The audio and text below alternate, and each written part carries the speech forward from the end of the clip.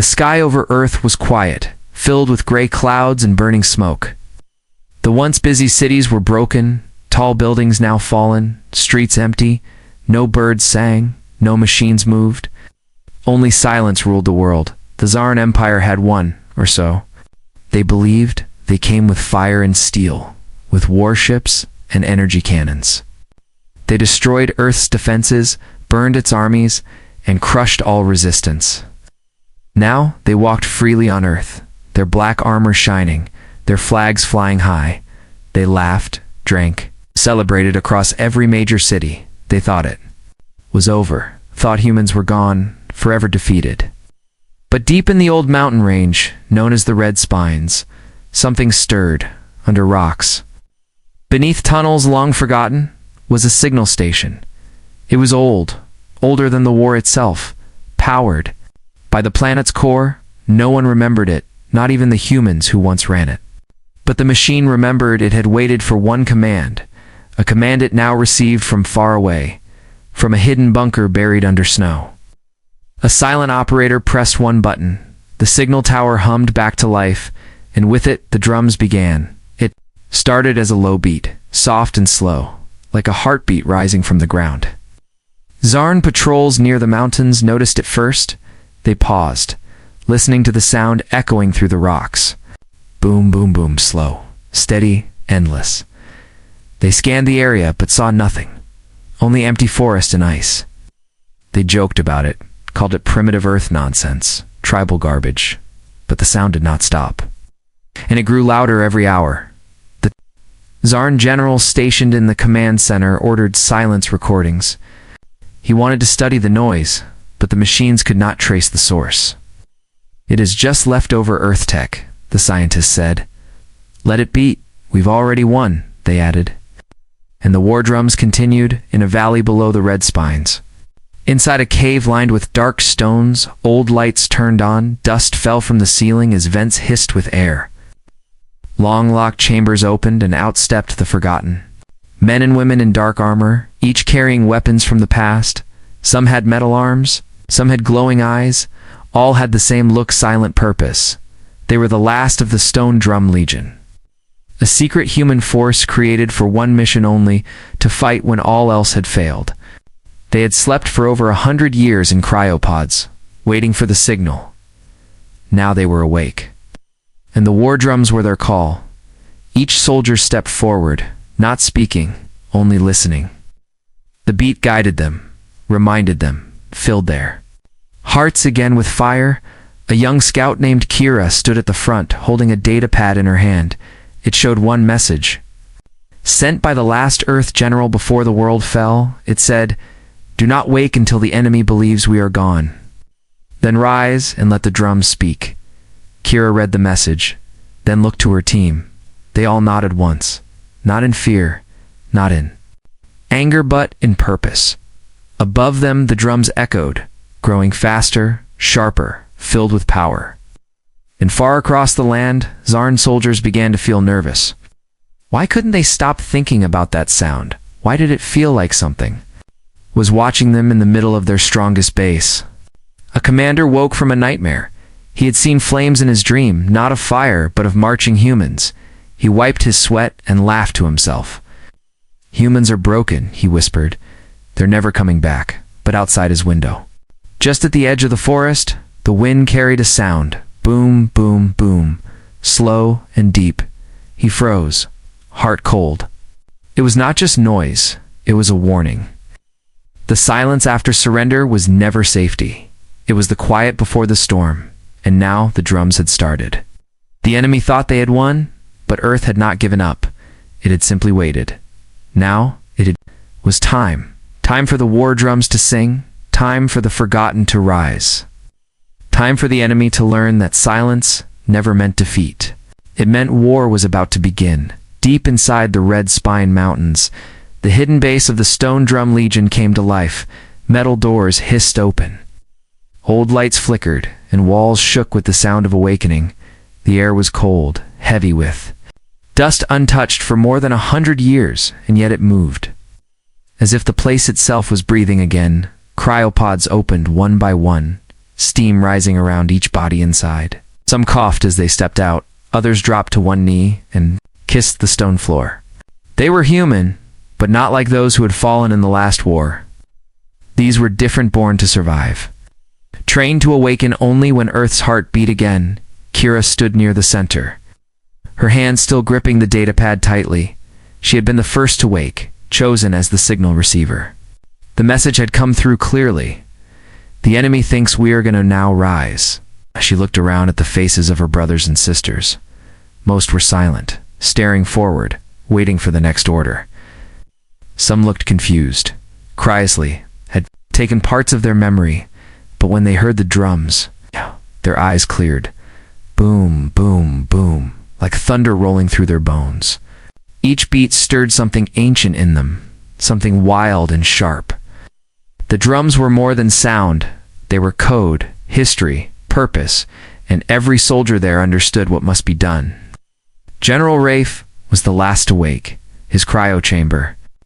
Larger than the rest, he stepped out slowly, his beard covered in frost, his legs trembled.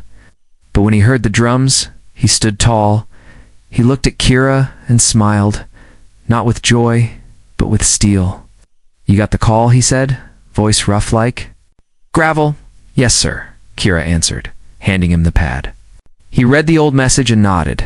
"They waited too long to destroy us," he said. "Now we give them regret." The chamber turned into a command room as the soldiers moved into formation. There was no panic, no shouting, just steady rhythm-like. The drums outside, old weapons were pulled from locked vaults, plasma blades, pulse rifles, magnetic grenades, but the most important tool was worn around every neck. A small black disc that connected each soldier to the central war drum. With each beat, they moved together, as if tied by invisible string. Even if they were far apart, the drum kept their hearts aligned. Outside, snow fell gently, covering the trails of the first scouts. 2 legionnaires crawled through frozen rock, their camo suits blending into the landscape. They watched a small Zarn patrol walking lazily through the trees. The enemy laughed, kicked stones, and mocked the strange noise in the distance. One of the humans whispered. Now, in seconds, the Zarn patrol was gone. Taken silently, no bodies left behind, only a mark carved into a nearby tree, a circle, split by a lightning bolt, the old symbol of the Stone Drum Legion. As more soldiers spread out from the mountains, whispers began among the Zarn forces. Commanders spoke in quiet rooms, unsure what was happening. They ordered more patrols, sent drones, tried to scan the mountains, but nothing returned, not signals, not images, not even sound. The machines heard only the drums, steady, growing deeper and darker. In one of the captured cities, a young Zarntech officer stared at the map, dots, marked patrol units, and one by one, the dots disappeared. She looked to her captain. Worry in her voice. "Something is coming," she said. "Then send more troops," the captain growled. But it wasn't about numbers, it was about fear. Even the soldiers, armed with the best tech in the galaxy, felt it in their chests. The beat, the drums, the knowing that someone was moving in the shadows, back in the mountain base. General Rafe stood before a wall-sized screen. Footage showed Zarn soldiers wandering, blind to what was creeping around. Them, he turned to Kira and said, "We won't take them head-on, not yet. We make them fear the dark again." Kira nodded, understanding his plan. Fear was a weapon, and Earth would use it well across the forests and valleys. Traps were laid, old signal towers turned back on, sending false messages to confuse the enemy. And in every place the Zarn thought was safe, they found something unexpected. A circle painted in red, a war drum left behind, still beating even without power.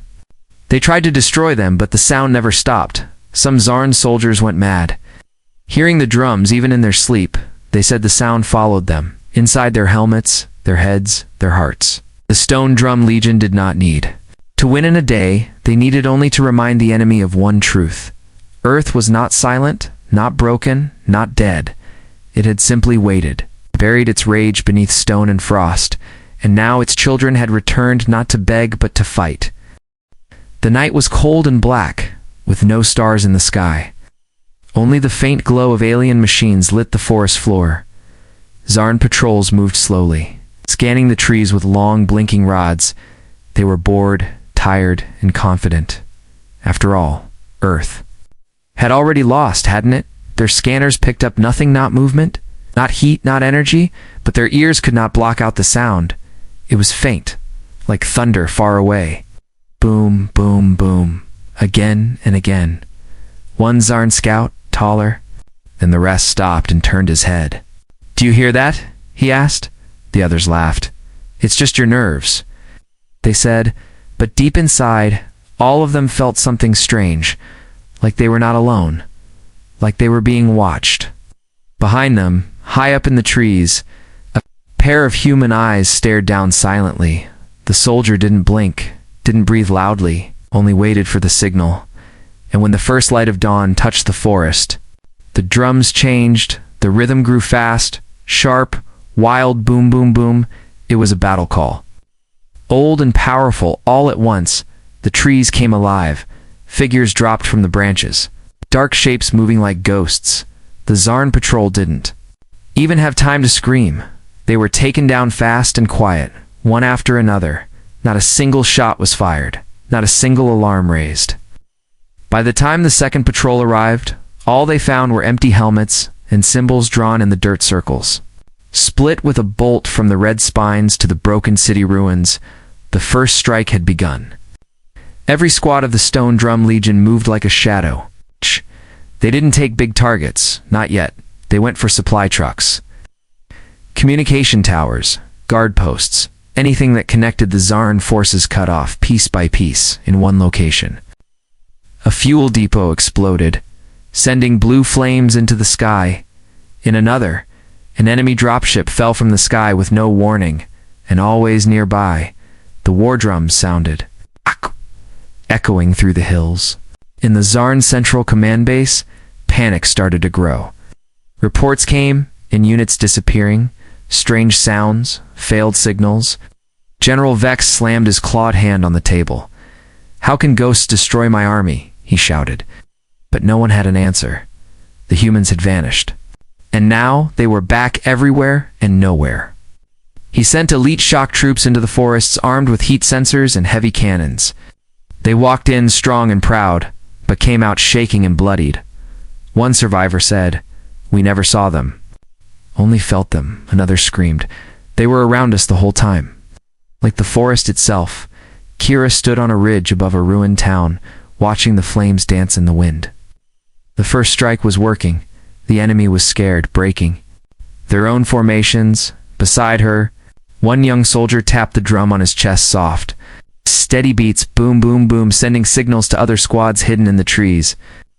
The rhythm kept them connected, even without radios, even if they were miles apart. The beat told them what to do. Far across the battlefield, an old man lit a signal fire in a destroyed village. He was not a soldier, just a farmer who had lost everything. But he remembered the drums, remembered the stories, as the fire rose. He beat a small pot like a drum, and out of the shadows, 3 human fighters appeared. They gave him food, water, and armor. "You've done your part," Kira told him through a recording. "Now, let the fires speak for you." In the following hours, fires were seen across the land. Each one a mark of resistance, each one lighting the path for the Legion. The Zarn tried to stop them, but could not be everywhere.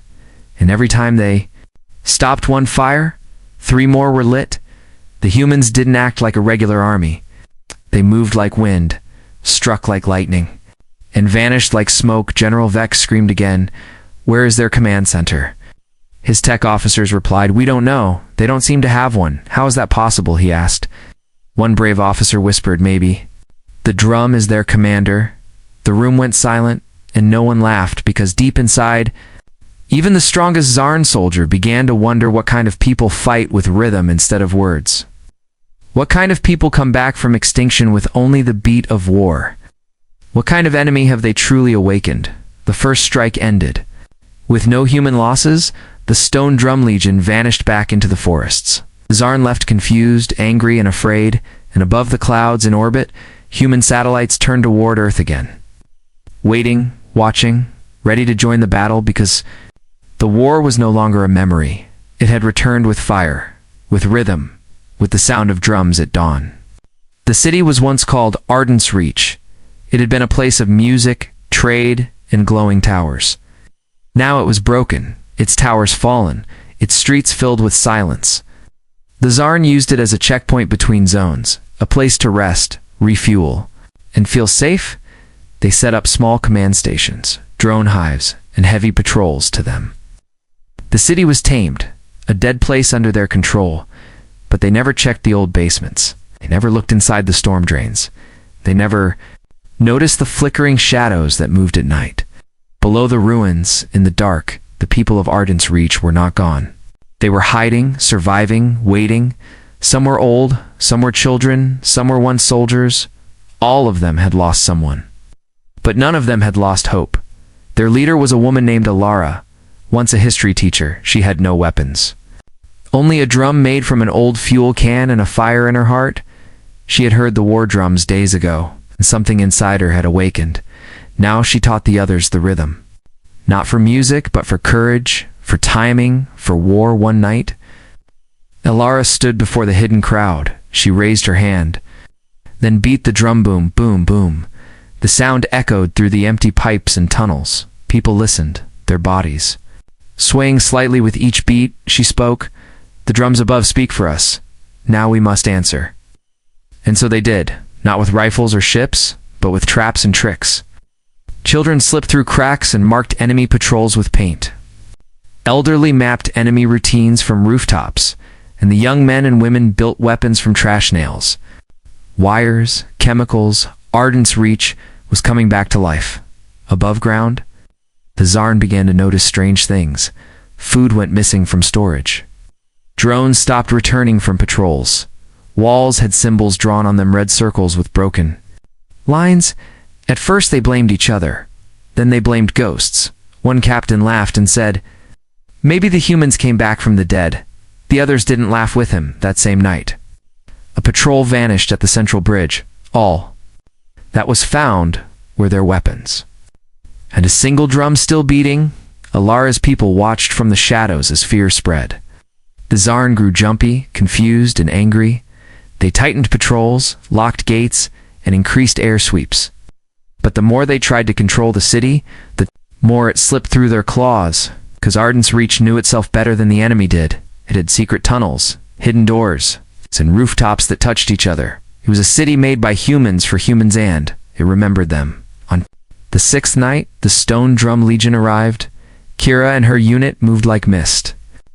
Meeting Alara in the old library, they shared food, medicine, blueprints of enemy command posts.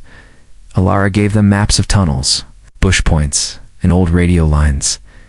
Kira looked at the teacher and said, "You've already started the war." Alara smiled and replied, "We never stopped." Together, they planned the storm, not to destroy the whole city, but to take back its heart, the Tower Square. The square had once been a place of music and dance. Now it was filled with alien tanks and radio towers that would change before the next sunrise. When dawn came, the city breathed from rooftops. Drums began to beat loud and clear, boom, boom, boom, echoing across the stone and metal. Tsarn soldiers ran to their stations, confused and unprepared. The people rose from the ground, from the tunnels, from the smoke. They didn't fight like an army. They moved like a storm. Explosives hidden in old trash bins went off, tearing down walls. Snipers used makeshift rifles to take out alien captains, and the drums never stopped. In the center of the square, Alara stood tall on a broken statue.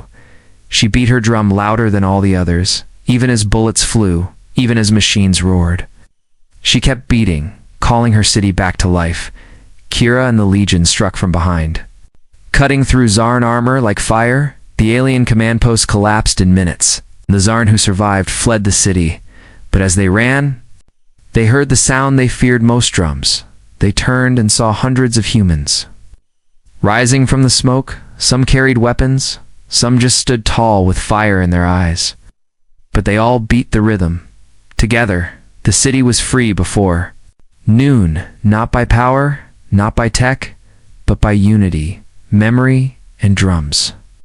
Alara walked through the streets, placing her hand on the old walls. "This is ours," she whispered. "It always was." Kira placed a signal flare on top of the tower ruins. It glowed bright red, telling the rest of Earth that Arden's reach stood strong. And far away, in space, a Zarn battleship picked up a strange signal. Not in words, not in code, but in rhythm. Boom, boom, boom. The city that fought back had spoken, and the galaxy had started to listen. The war drums echoed far beyond Arden's reach. They moved through mountains, across rivers, even into space. But they were more than just sound now. They were a message, not just to humans, but to the entire galaxy. The rhythm carried meaning. Something deep and ancient, it said. We are not gone. We are not broken. We are returning. Inside a dark data chamber on the Zarn capital ship Vorashton, alien scientists studied the strange signal. At first, they believed it was a natural vibration, some storm or planet shift. But when they slowed it down and mapped the beats, they saw patterns. The rhythms were repeating in cycles, changing slightly over time. One Zarn translator, a week-old scholar named Kuris, raised his voice in shock. "This is human war code," he said, "from the old Terran defense age." The room went quiet. No one wanted to believe it. Impossible. The lead commander hissed. Their species was crushed. But the drums beat on, loud and proud. Across every channel they tried to block. The message traveled to distant planets, some ruled by the Zarn, some not. On mining colonies where human slaves worked in silence. They paused to listen. When they heard the rhythm, their eyes lit up. They tapped it quietly against their tools, whispering the beat beneath their breath. Boom, boom, boom. Hope returned with each sound. Even on planets where no humans lived, alien rebels tilted their heads. "This is the sound of resistance." One said, "This is the sound of Earth." Another replied, "Back on Earth, General." Rafe stood with Kira atop a cliff overlooking a deep valley. The drums could be heard even here, echoing from the hills below. Ow! But what mattered now wasn't just the sound. It was what came next. The drums told the world, "We are back." Rafe said, "Now we show them we remember who we are." The Stone Drum Legion began recording old Earth messages, not with words, but with beats. Each one telling a part of the story. They spoke of cities that fell, of people who vanished. They told tales of betrayal, of courage, of rising again. The messages were broadcast into space, slow, clear, steady. Every drumbeat carried history, pain and strength. Each strike was a sentence, each rhythm a truth. Aliens who once feared humans now watched with quiet respect. The Zarn had said humans were weak, but the drums told a different story. A story of fire that never died, of a people who became the storm. Some alien clans began questioning their alliances. Others sent scouts to Earth not to fight, but to listen. A few even sent coded replies. Curious to learn the drum language, Kira read each one, smiling slightly.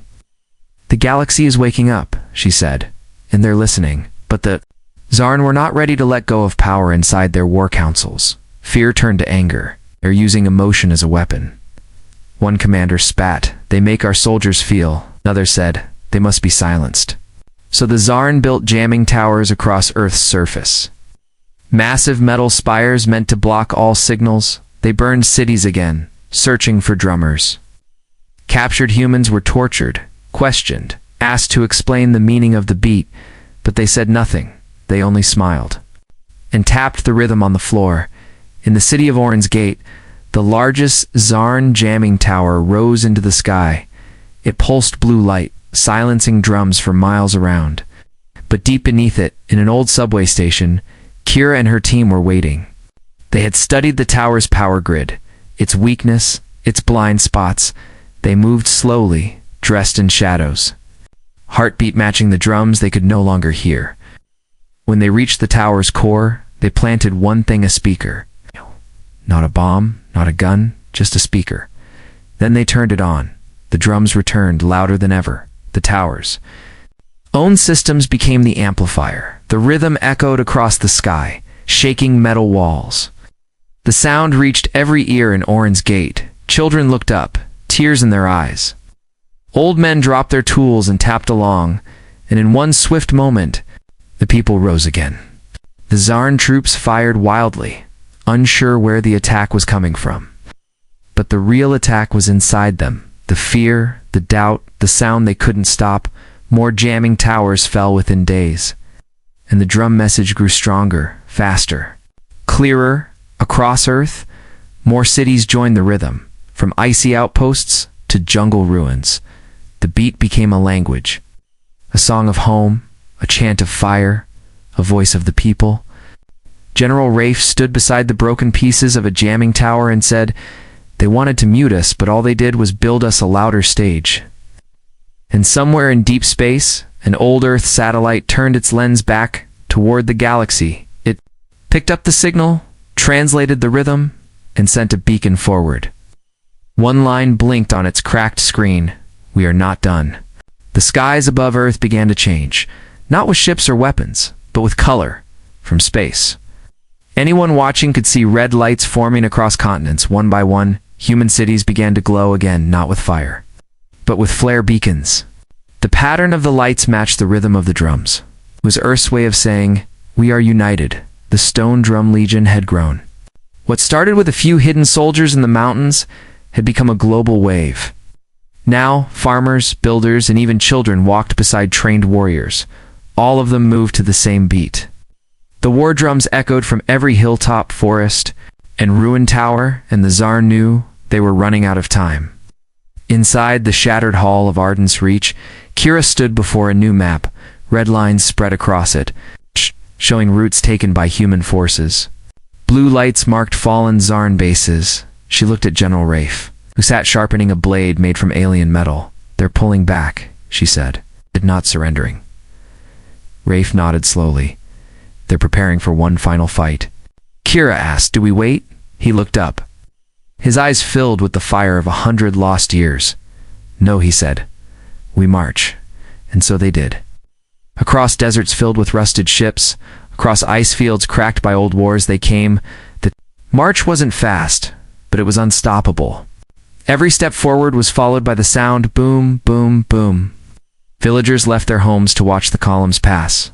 Some joined, some only cried, but all felt the same thing: hope. The beat pulled people from hiding, gave them purpose.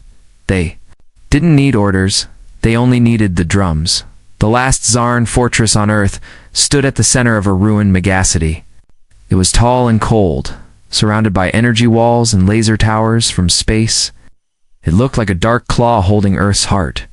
Inside, Commander Vex stood alone in his chamber. He watched reports of fallen outposts, dead officers, lost control. Zones, and always in the background, the sound of the drums, even here. Even through his metal walls, he could feel them. He slammed his fist on the table. "They're just noise," he shouted. But his voice shook, and for the first time, he was not sure of his words. Outside the fortress, the final march arrived. Thousands of humans stood shoulder to shoulder, from soldiers to citizens. No machines, no flyers, no advanced tech, just people in rhythm. Kira stepped forward, raising her hand. In it was a small drumstick carved from earthwood. She beat the large war drum beside her. Once, twice, 3 times. The sound was louder than thunder, and behind her every other human did the same. Boom, boom, boom, boom, boom, boom. It rolled over the hills, shook the steel gates, made the very ground tremble. Inside the Zarn fortress, machines malfunctioned, radar scrambled, sound barriers failed. The rhythm was inside every wall, every wire, every mind. Panic filled the command hall. "Commander, the humans." "They're not attacking," a Zarn officer said. "They're just standing there." Vex looked at the screen, heart racing. He didn't see weapons. He saw unity, and that scared him more. Then the drums stopped. But 1 full minute, there was silence. Not a single sound. And in that silence, the Zarn knew what was coming. A flare rose into the sky, bright red. The humans moved not like a chaotic mob, but like a wave. Each unit knew where to go, what to strike, who to protect. They didn't need radios. They followed the memory in their hearts.